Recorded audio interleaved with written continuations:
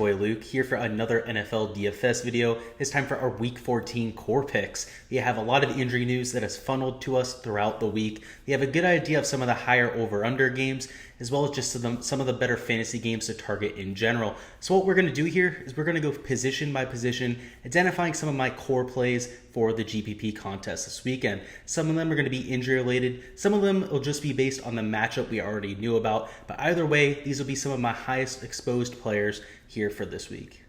First off at quarterback, we have Justin Herbert, who has been a darling here on the channel at $7,100 in a great matchup against the New York Giants. He should again be in another position to go out and smash. At this type of price point, you're really looking for him to get above 21, maybe 22 fantasy points to be in that GPP type of viability, and I definitely expect him to do that this week. This Giants secondary is not only banged up, they've also been extremely susceptible to good passing attacks, particularly against Patrick Mahomes. We saw him get absolutely dissected, and Justin Herbert gives you yet another quarterback with that type of arm talent.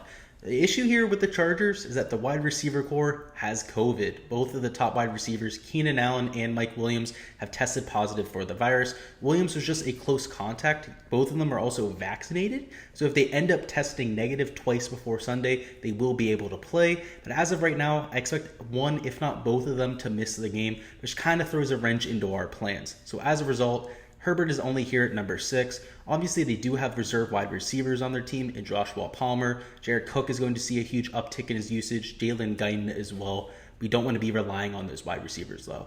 Next up, we have Lamar Jackson, who projects very well on a points per dollar type basis. They're at 23.5 fantasy points. He also comes in as a relatively reasonable price tag as well. He's typically one of the more expensive players on the slate, and while that rings true this week, Patrick Mahomes is a whole $600 more than he is. I really like the matchup. This Browns team has gone eaten alive by Lamar Jackson in the past. We've seen him run rampant on them. We've also seen him have a lot of success through the air. So I like a lot of those things in his bucket. The only real issue here are the stacking options. Lamar Jackson doesn't really bode himself well for using game stacks, 2-3 wide receivers with him or anything like that, which gives him a slight decrease here on the board. Next up, we have Patrick Mahomes at $8,000. And while he is the most expensive player on the slate at the position, he is somebody that I love the matchup for. Obviously, one of the best quarterbacks, if not the best in the NFL. So at a 24.2 point projection, really like a lot of the stacking options with him as well. This Raiders team has been susceptible, particularly over the last month or so of the season, since John Gruden got fired in the whole debacle. They've gone a lot worse, whether it's on offense or the defensive side of things. So I look for Patrick Mahomes to go out and take advantage of the soft matchup. At number 3, we have Russell Wilson at $6,600. He also has a cupcake matchup against the Houston Texans. And while the Texans have kind of stood tall these last few weeks, particularly when they took down the Titans in that lopsided win, I don't expect that to be the case against Russell Wilson. He looked a lot better last week against the 49ers, started to look like himself, completing 31 of 37 passes, and while he didn't put up a ton of yardage, he didn't need to in that game. It was much more of a slugfest than people thought it would be. It was one of the highest over-unders in the week, and in fact came in relatively lower scoring than people thought it would. So at a 21.8 point projection, it's not like he's really popping off the board for me in terms of projection, but at only $6,600 also gives you plenty of savings as well. At number 2, though, speaking of savings, our points per dollar play of the week, regardless of position. In fact, it comes at quarterback, just makes it all so sweeter. Taysom Hill at $5,600 against the worst defense in the NFL, the Jets. They've been the most susceptible to opposing rushing attacks. So I should say to opposing running backs, but Taysom Hill is going to get a majority, if not all of his usage via his rushing. So pretty much treating him like a running back here at the quarterback position. Have him projected for 20.7 points. In fact, his rushing ability is so good, he takes away from Alvin Kamara.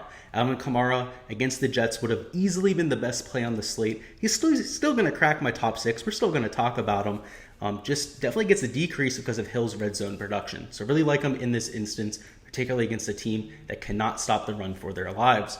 But at number 1, our number 1 play of the week is reserved for Josh Allen in the game of the week against the Tampa Bay Buccaneers.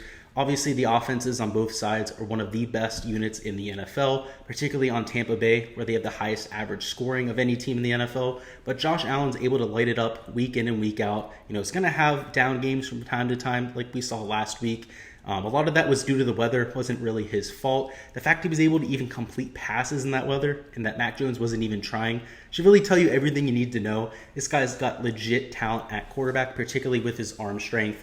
And in this type of over-under matchup, where we're expecting over 55 real points scored, it's going to be an absolute fantasy goldmine. I have him projected for 24.8 points, which is by far the highest of anyone on the slate, even more than Patrick Mahomes, who's priced higher than him on the board. So really like him. In terms of the passing attack of the Buccaneers, I am also going to be all over that. I just expect it to be extremely chalky. Tom Brady is one of the highest owned quarterbacks week in and week out in the NFL, and can you really blame anybody? He's putting up some really historic numbers this year. But for me, Josh Allen, because of the rushing upside that he brings to the table, comes in with a higher ceiling. And for me, that's why I'm taking him in this game.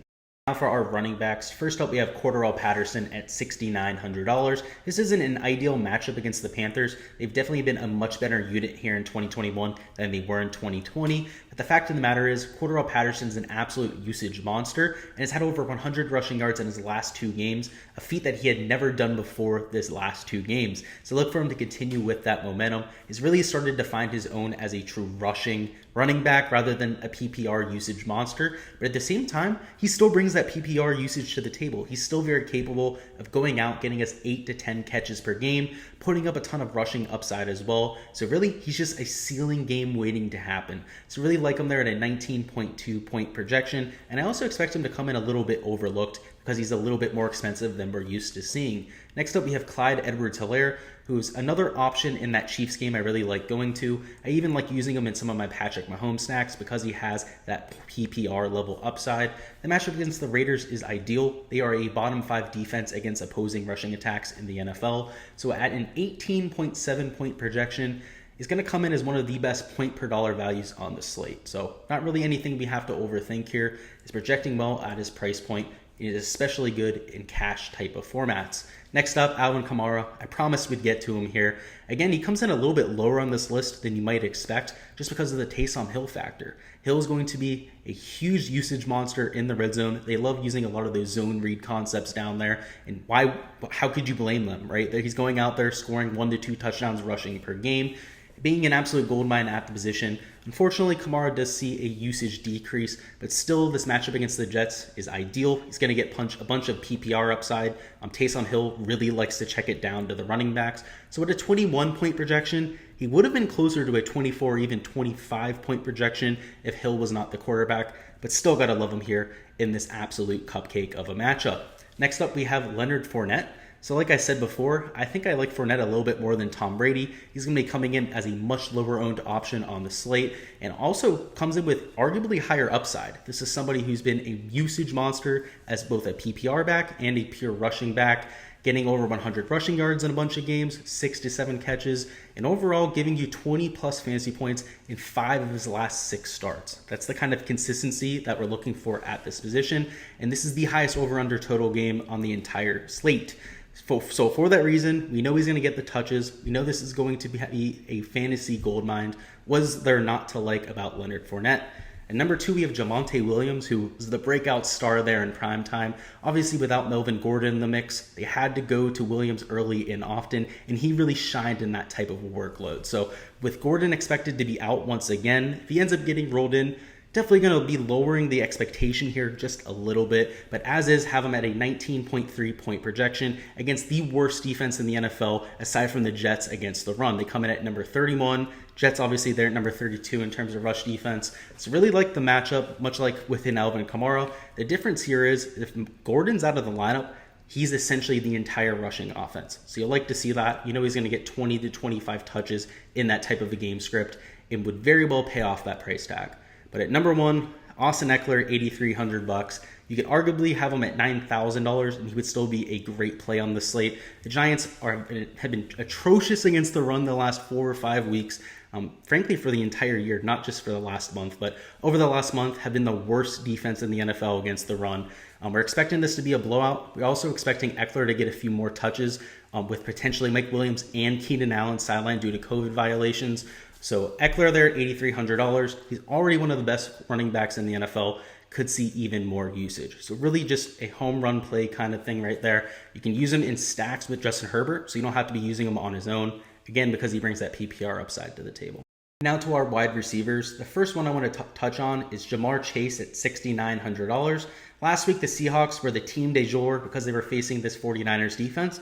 And for some reason, nobody's talking about the Bengals. They sure had a down game last week. Everyone was talking about them. They were the chalk and whatnot. It didn't really end up coming through, but they've still been one of the most efficient offenses in the entire association to this point. So in a game against the 49ers, which imposes a great matchup, I'm going to be all over them once again. Jamar Chase would 100% be the option you'd want to go to. He's somebody who's been an absolute big play threat waiting to happen since the year started. I mean, at the beginning of the year, had 6 straight games with 100 yards and a touchdown. And if you can go out and get us that type of production, we're going to be more than thrilled. But the thing with Chase is he has a huge ceiling in him. I mean, Tyreek Hill, Devontae Adams type of ceilings in him, where you can go out there, get you 200 yards, 2 or 3 touchdowns, and I'm just waiting on that to happen. So we've been on him for quite a while here. He hasn't put up that huge ceiling performance quite on yet, but I'm not willing to quit on him, and this matchup is definitely one to take advantage of.